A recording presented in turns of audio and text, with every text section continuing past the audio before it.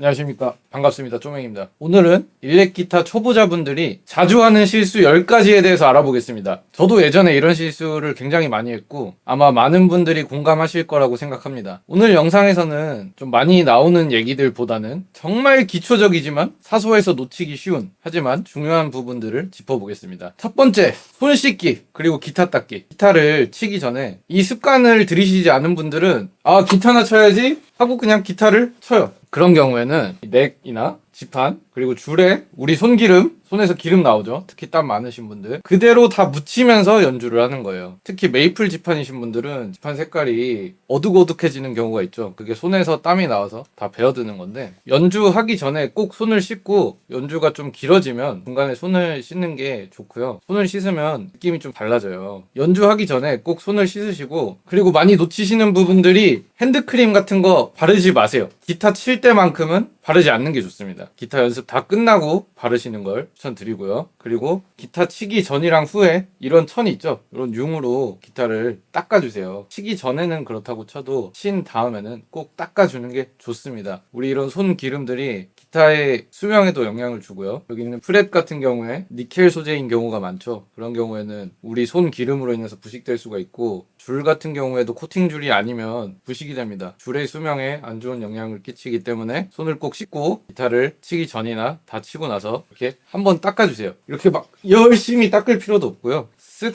한 번씩만 해주시면 되고 주의해야 되는 거는 줄에 이 융이 끼는 경우가 있어요. 그래서 여기 뭐라고 해야 되지? 시로레기 같은 게 줄에 끼는 경우가 있거든요. 그러면 연주할 때 영향을 주니까 잘 보고 그런 거 있으면은 떼주세요. 줄에 붙어 있는 경우들이 있어요. 자, 그리고 두 번째, 튜닝 제대로 하기. 자, 기타를 칠 건데 기타 쳐야지 하고 바로 연주 시작. 좋지 않겠죠. 또는 휴대폰 튜너 사용하기. 좋지 않습니다. 휴대폰으로 튜닝이 가능하긴 한데요, 정확도가 그렇게까지 좋지는 않습니다. 그래서 비상시가 아니면 휴대폰으로 튜닝하는 거는 추천드리지 않고 이런 클립 튜너 있죠? 이런 튜너들을 사용을 하시거나 아니면 오디오 인터페이스나 멀티 이펙터에 있는 튜너를 꼭 사용하시는 걸 추천드리고, 튜닝이 중요한 이유는 올바른 음으로 연주를 해야 되기 때문입니다. 우리가 미세하게 튜닝이 나가지 않은 상태로 계속 연습을 하게 되면 맞지 않은 음에 익숙해지게 돼요. 그래서 올바른 음에 계속 익숙해지게 튜닝을 제대로 하고 연습하시는 것을 추천하는 게 아니고 이건 강요합니다. 꼭 튜닝 해. 이거는 해야 되는 거야. 자, 그리고 세 번째, 생소리로 연습을 한다. 연습을 하실 때 꼭 정말 상황이 여의치 않은 게 아니면 앰프, 오디오 인터페이스, 멀티 이펙터 아니면은 제가 추천했던 앰프 헤드폰 이런 거에 연결을 해서 연습을 하셔야 됩니다. 일렉 기타는 기본적으로 앰프에 연결해서 소리를 내는 악기예요. 생소리로 연습을 하게 되면 소리의 뉘앙스를 제대로 파악하기 힘들고 내가 실수한 것들을 확인하기도 어렵겠죠. 예를 들어서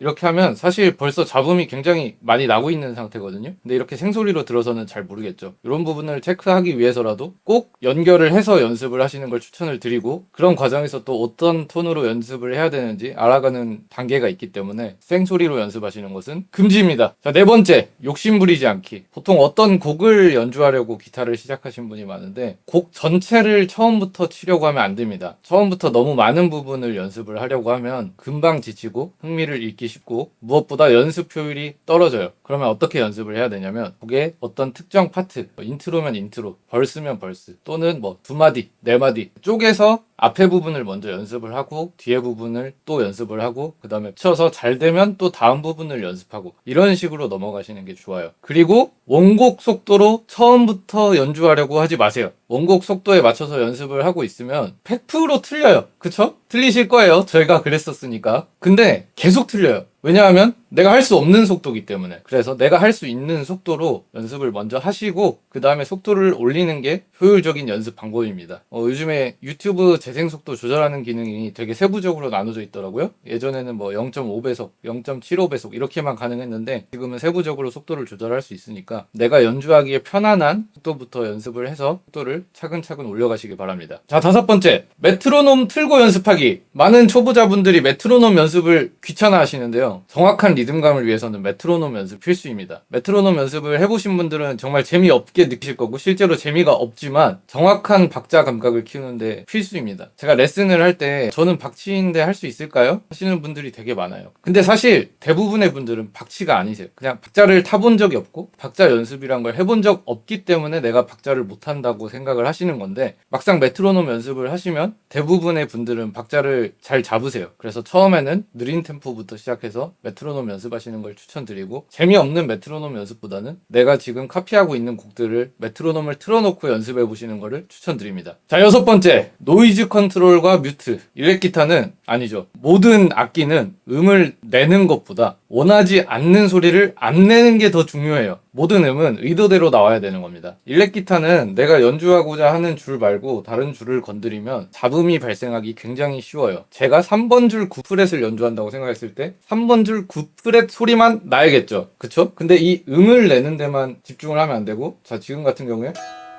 이렇게 다른 음들이 소리가 나잖아요. 이 노이즈 컨트롤 연습을 하셔야 되는 겁니다. 기본적으로는 왼손이 내가 치고자 하는 음보다 밑에 있는 줄들을 뮤트를 하고, 오른손이 내가 치고자 하는 줄보다 위에 있는 줄을 뮤트를 하는 연습을 하셔야 돼요. 이게 안 되면 아무리 맞는 음을 치고 있더라도 듣기 굉장히 지저분하겠죠. 자, 7번째, 소모품 관리를 하자. 우리가 일렉 기타를 시작하면서 이거 사야 되고 저거 사야 되고 사야 될 게 굉장히 많지만 특히 가장 중요한 것은 무엇이냐? 피크와 스트링입니다. 피크와 줄은 기본적으로 소모품이고요. 교체 주기가 있는 항목이에요. 근데 이 피크 하나를 굉장히 오랫동안 사용한다던가 또는 이 줄을 오래 사용하면 여러 가지 문제점들이 생기는데, 일단 피크는 연주감에 가장 많은 영향을 끼치고요. 소리가 둔탁해지거나 또는 날카로워지고 연습할 때마다 피킹이나 스트로크의 뉘앙스가 달라지겠죠. 그렇기 때문에 피크는 주기적으로 교체를 하는 게 좋고요. 교체 주기는 연습 습관, 연주 습관 사람마다 다른데, 육안으로 봤을 때 새 피크랑 아무리 봐도 너무 다르게 생겼다, 한쪽만 달아있다, 이런 경우에는 꼭 교체를 해주셔야 되고요. 줄 같은 경우에도 소리에 굉장히 많은 영향을 끼치고 튜닝 안정성에도 영향을 끼치기 때문에 줄을 오래 사용하게 되면 물리적으로 녹이 슬게 되고요. 피치가 맞지 않게 됩니다. 튜닝을 맞게 했는데도 음이 맞지 않게 들리는 경우가 있지 않나요? 대부분은 줄을 오래 사용해서 그렇습니다. 논 코팅 줄 같은 경우에는 빠르면 일주일, 길어도 한 달 안에는 교체를 해야 되고요. 이 엘릭서 같은 경우에는 코팅이 돼 있는 줄인데 이 줄은 수명이 좀 길어요. 거의 끊어질 때까지 사용을 해도 되는데, 중요한 건 내 귀로 들었을 때 소리가 많이 둔탁해지고 튜닝이 굉장히 불안정했다 싶으면 줄부터 교체하는 게 가장 효과가 좋습니다. 끊어질 때까지 버티지 마시고, 특히 녹슨 줄은 지금 당장 끊어버려! 이거는 안 돼. 그건 쓰면 안 돼요. 녹슨 줄은 지금 당장 교체를 하시고요. 프렛에 계속 영향을 줘서 프렛까지 녹슬게 될 수도 있고 프렛이 달아요. 줄과 피크는 주기적으로 교체를 하시고, 피크 같은 경우에는 초보자분들이 기본으로 받은 피크를 많이 사용을 하실 텐데, 피크는 다양한 두께와 재질을 시도해보면서 자신에게 맞는 것을 찾는 게 굉장히 중요하거든요. 그래서 피크 이런 거 1,000원 정도 해요. 한번 살 때 다양한 종류를 구매해서 써보고 나한테 맞는 피크를 찾아보시는 게 좋습니다. 자, 8번째,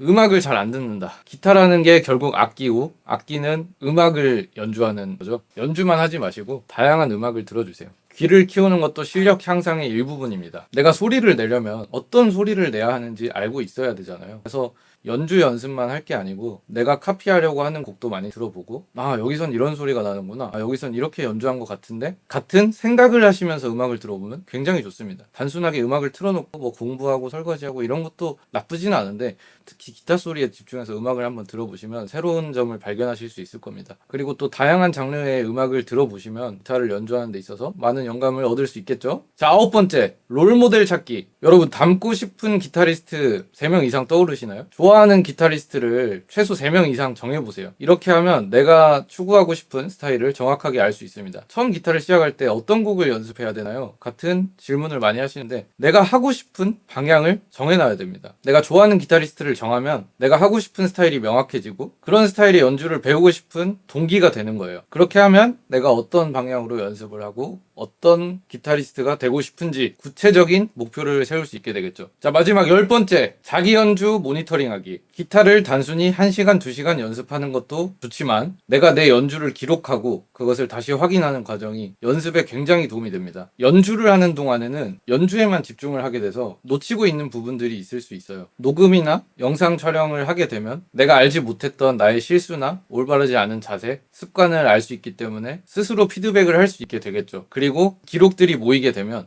내가 예전에 예전에는 이렇게 쳤었는데 지금 이렇게 치네 하는 성취감도 얻을 수 있을 거고요. 요즘엔 인스타 부계정 만들어서 뭐 연습일기 같은 거 올리고 하시는 분들도 있던데 굉장히 좋은 방향이라고 생각합니다. 여러분들도 꼭 모니터링 해보시기 바랍니다.